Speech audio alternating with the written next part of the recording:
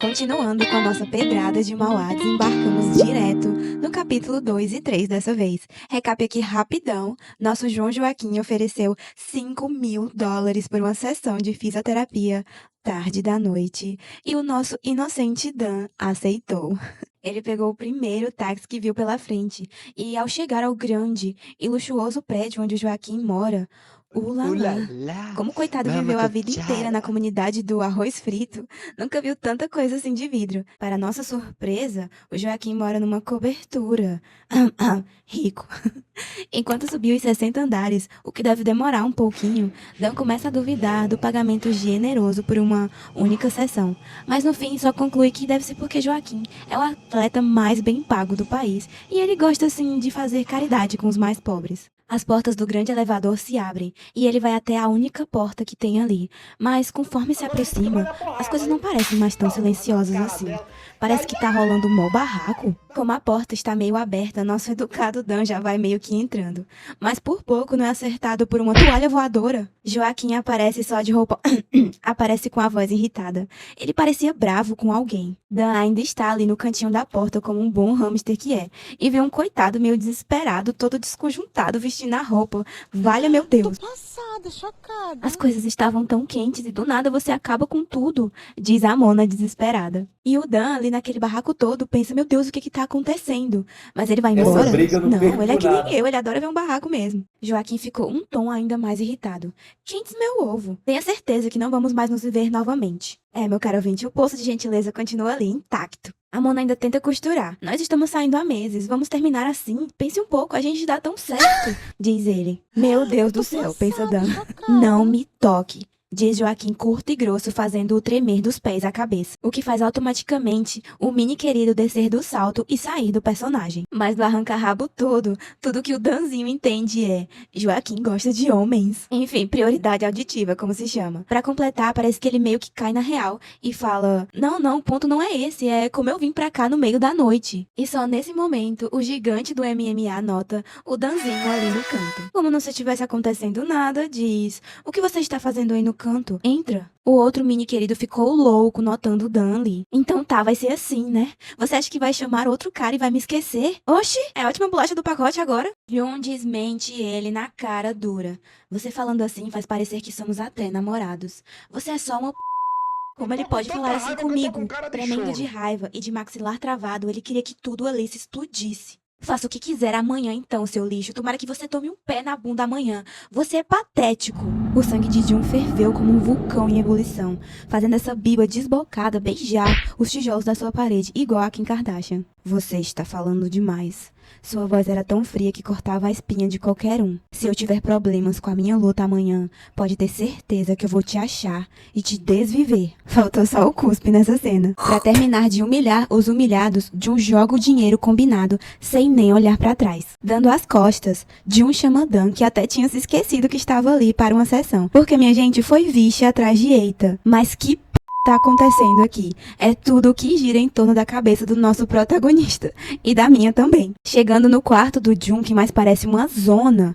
Mano, eu fico imaginando o cheiro que deve estar esse quarto, sério. Olha isso, vocês sabem o que é isso, né? Aí o Jun, bem de casa, né, bem do lar, fala: não repara na bagunça não, pode entrar. Dan está em choque. Ele não podia imaginar que aquilo tudo eram vestígios de furunfá. E que era isso que o campeão João Joaquim fazia antes das lutas.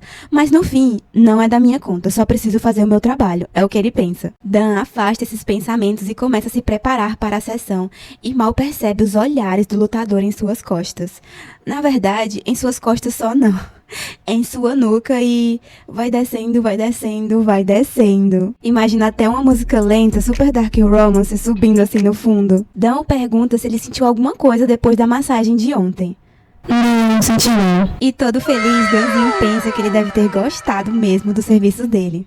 É uma fada de tão inocente, Jesus. Então vamos deitar na cama e começar a massagem. Pelos cantos dos olhos, Dan consegue ver a vergonhice que devia estar rolando ali minutos atrás, antes dele chegar. Mas o Jun parece muito bem obrigado com a situação. Mas aí, como quem não quer nada, nosso Jun manda um... Então... Não tem jeito melhor de começar uma conversa do nada. E ainda completa: O fato de eu coisar com um cara na noite anterior da minha luta. Você acha isso estranho? Até eu me engasguei agora. Na maior saia justa, Dan tenta pensar em 1000 coisas que poderia dizer agora.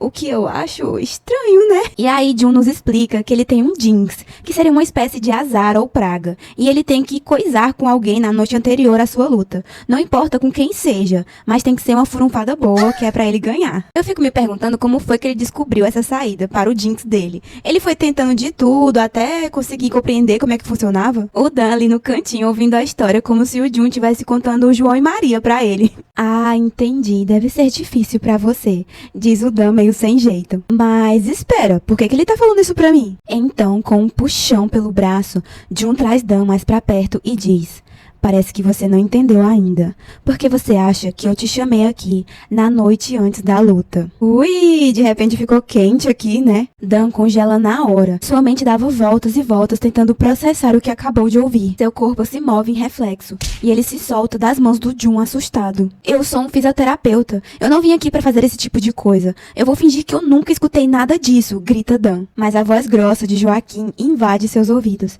Ele parecia calmo. Meu fisioterapeuta? Então acho que você não precisa mais dos 5.000. E como não ganhou o apelido de cavalo do nada, Joaquim completa: se não for fazer isso, pode ir embora. Eu preciso coisar e não de massagem. Dan fica irritado. Uma mistura de vergonha e nervoso se misturam em seu sangue. Se sente usado. Ele esteve planejando isso o tempo todo. Ele pensa que no fundo sabia que era bom demais pra ser verdade aquela ligação, mas não queria perder todo aquele dinheiro. Se sentia estúpido, se sentia nada. A dúvida lhe corroía o estômago. O que deveria fazer agora? Engolir o orgulho com feijão e arroz?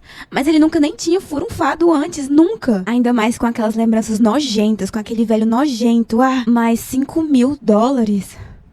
$5.000. Esse dinheiro seria o suficiente pra tirá-lo do buraco de vez. Então, engolindo o choro, juntando com a sua dignidade, ai, Senhor, reunindo forças do...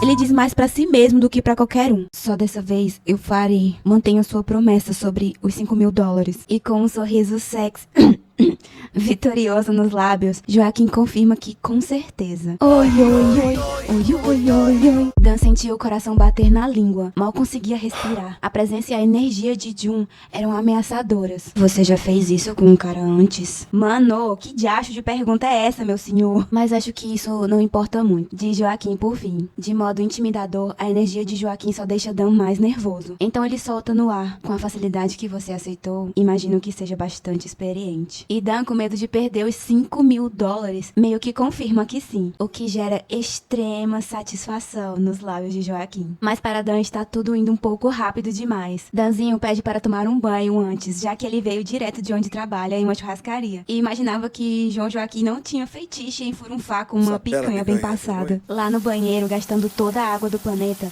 Dan ainda pensa em desistir. Ele ia mesmo se vender por dinheiro? Isso é muito fanfic.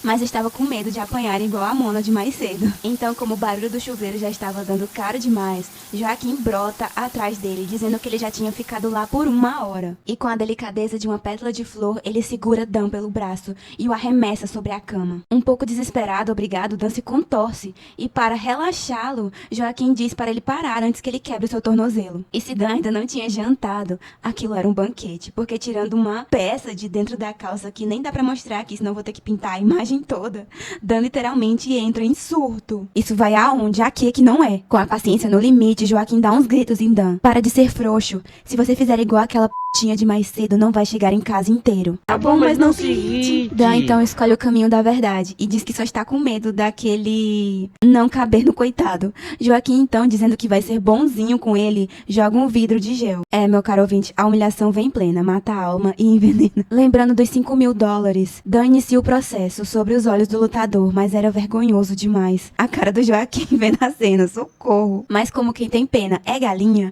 Joaquim diz que Dan está demorando demais e ele não tem a noite toda. Então dá uma mãozinha. Com muita calma e paciência, só que não, Joaquim o ajuda mais. Estranhamente, Dan consegue sentir algo bem melhor do que apenas desconforto. Vendo que está mais do que preparado, Joaquim decide começar os trabalhos. Mas na hora H, parece que nem toda a preparação do mundo era suficiente para que ele conseguir ir Dan estava quase indo de Vasco, coitado. Desistir. Ele tinha que desistir, isso era muito mais sensato a se fazer. Mas àquela altura da noite, Joaquim já não estava mais em seu melhor humor. E aí, caro ouvinte, você gostou do vídeo? Se você tiver gostado, por favor, deixa o like, se inscreve no canal pra ser avisado quando eu fizer o upload de outros vídeos, deixa aquele comentário caprichado pra mim e eu te vejo num próximo vídeo.